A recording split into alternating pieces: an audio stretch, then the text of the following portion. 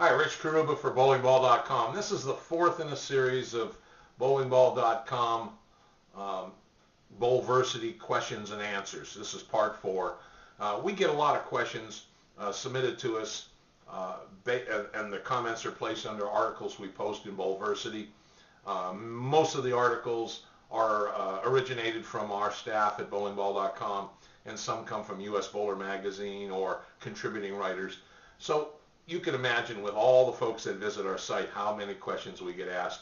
What we typically try to do is to most of our bowlers range from beginner bowlers to 180 average, so a lot of the questions are focused in that average range. For you highly skilled people, though, if you read these questions and answers and you feel like you'd like to make a comment to help some of our other newer players, for example, in the game, learn a little bit more, feel free to place your comments on the site underneath the article. Everyone's welcome to do so and share your thoughts and ideas. Okay, let's get to it. First of all, the first question is, I'm a person who's never bowled before and I wish to learn how to get started. Well, we recommend there's a few things you should do to get started. First, we think finding a certified bowling instructor and getting an initial series of lessons or at least one lesson so you can get personalized instruction and you can learn the key fundamentals, the physical game fundamentals to help you walk up and deliver the ball somewhat proficiently early on in your bowling career. You start by interviewing some of the bowling managers in the center, the bowling management in the center, or your pro shop professionals. You can read local bowling newspapers or periodicals, and you can get ideas on who certified instructors are. And then once you've determined who the coach will be, after you interview a series of them and you discuss it, schedule lessons that can be, that can be budget compatible to how much you have set aside. You'll find oftentimes bowling lessons can fit into a budget nicely.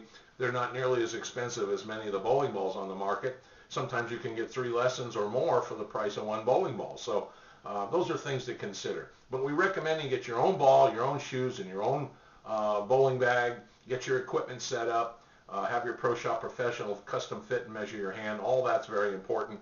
And your coach will go through that with you. The coach can help guide you through the whole process of getting started.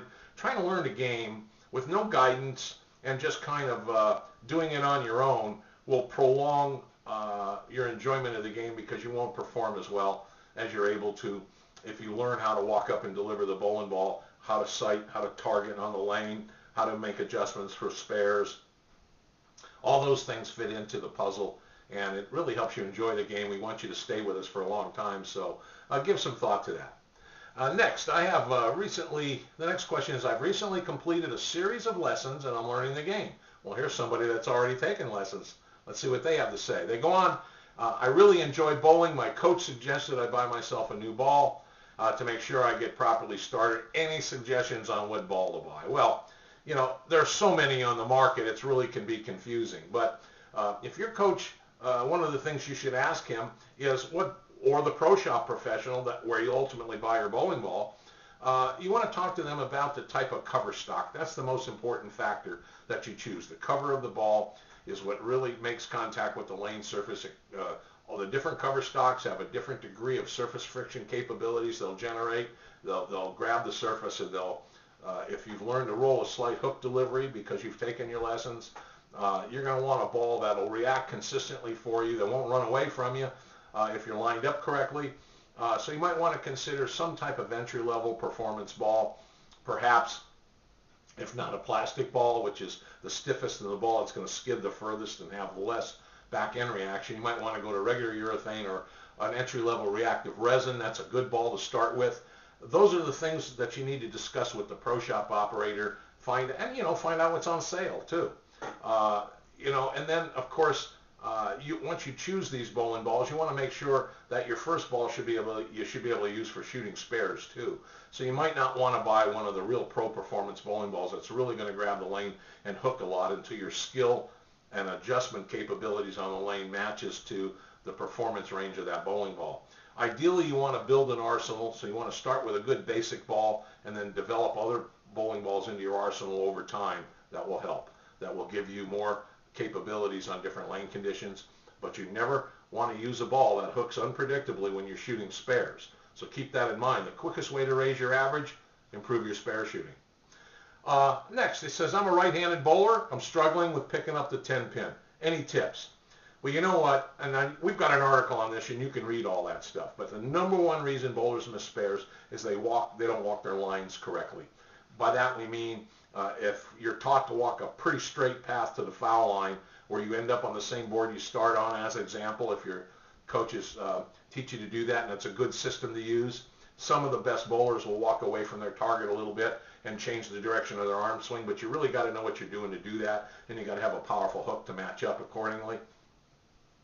But one of the things that you want to do is when you make an adjustment for the 10-pin and you're right-handed, and then you're left-handers, it's the opposite. You move to the far edge of the approach, and let's say you're looking at the center arrow as your target to roll the ball toward the 10-pin. Try not to drift back while you're walking toward the middle of the approach, because then you cut your angle off, and hitting the target will certainly miss the spare to the left-hand side. The number one reasons bowlers miss the spare is they do not walk their lines. They drift away from where they line up initially and don't end up on the same board on the approach.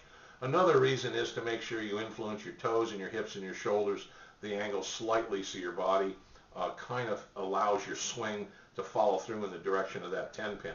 You don't want to try to hook the ball a lot for a 10-pin or a 7-pin for a left-hander, because the edges and lanes are pretty dry and the back ends are always very dry, and you don't want your ball beginning to grab the lane and hook too soon and miss the ball on the inside. And then the next time you try to give it room and you throw it wide and it falls off in the channel. So it's actually a pretty easy spare to bake once you learn the technique. So you want to work on some of those techniques. Make sure, try not also to avoid throwing the ball much harder than you're used to throwing the ball when you bowl for strikes. You'll see guys on TV doing it, but they practice all the time. They're very good at it. Try to release the ball the same speed all the time, and use a bowling ball that's not going to hook a lot, like a plastic ball, a spare ball, something like that. You'll have better control more consistently if you're not bowling a lot of games each week than by trying to hurl the ball at a very fast speed. We hope some of these tips help. By all means, continue to check with your certified bowling instructor, your local bowling professional, and we thank you for visiting bowlingball.com.